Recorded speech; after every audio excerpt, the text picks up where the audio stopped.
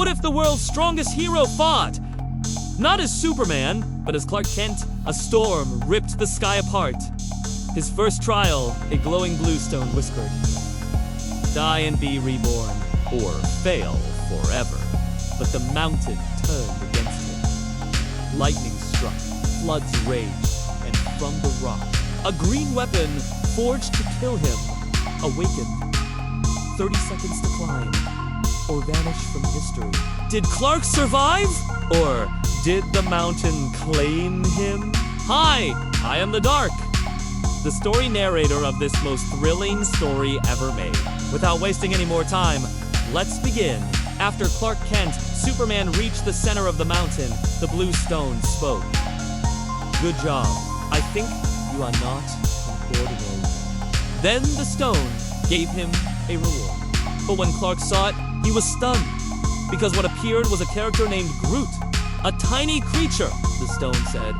"Keep it with you. It will recover your power depending on your tasks and challenges." When Clark Kent held Groot in his hand and closed his eyes to feel it, the very next second they were standing on top of the mountain. Suddenly, a voice echoed. "From now onwards, Groot will tell you what to do next."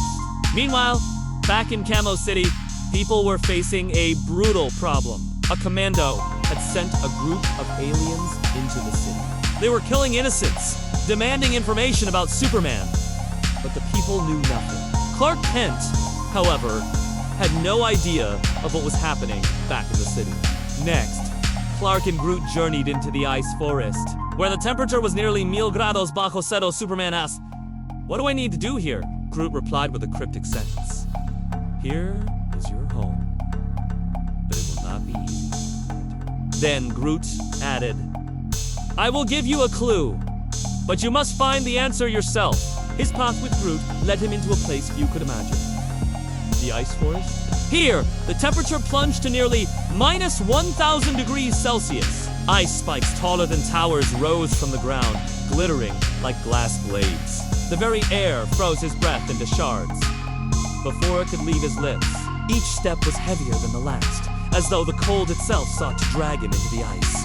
Clark wrapped his torn cape tighter around his shoulders, but it was useless. His strength was fading fast. He turned to Groot, his voice hoarse. "What do I need to do here?"